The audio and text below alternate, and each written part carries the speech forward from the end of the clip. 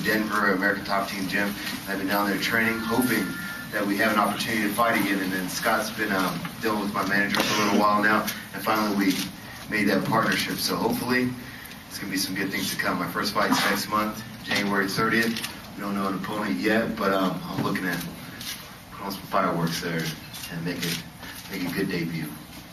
So Bobby will be fighting January 30th in the Miami show at the Sunrise Arena in Sunrise, Florida. Bobby has to go. He's got a late night flight to Orlando, I believe. Yes. Tonight. So if anybody has any questions, we could go ahead and open it up for a couple. Is there any relationship between StrikeForce and TNA? Are you guys working with them at all? Are you going to continue to wrestle and that sort of thing? I'm not really sure on that right now. The contract just signed last week, and when I signed the contract, I really focused all my attention on my fight. January 30th is right around the corner, so I mean I'm gonna have to put 100% of my time and effort into that. Right now, it's just fighting. After that, or maybe in the near future, maybe we'll talk. Maybe I have to make a decision, or maybe I might be able to do both. I don't know yet. Who would you like to fight? Maybes. Who do you want to fight? Everyone. But first, if you had to choose your debut fight. Fedor. Oh, nice. Now, how do you think it would go?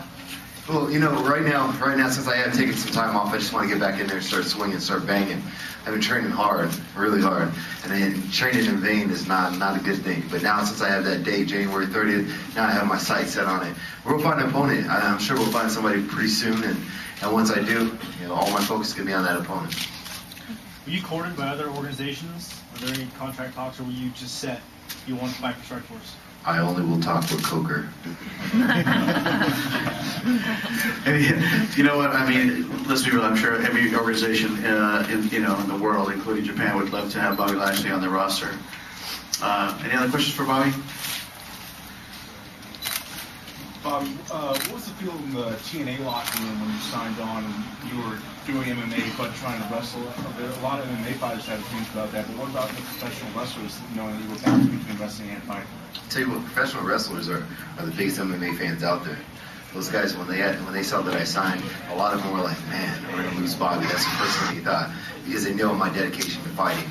And at the time when I was taking that break and I was just wrestling, everyone thought that I'd be able to do both, and we don't know if that's going to happen. But you know, immediately when the press release came out that I signed with StrikeForce, I got a call from all the wrestlers. They were wishing me good luck, and anything they can do to help out, they're there for. So they're excited. They're excited to watch. Bruce Kibo, MMA Confidential. All these high-profile fighters like yourself, Herschel Walker, Dan Henderson are coming to StrikeForce. What made you sign with StrikeForce? I don't know. I talked with Coker. I met Coker a while back, and then I just been watching StrikeForce. I mean, they have a lot of good things going on.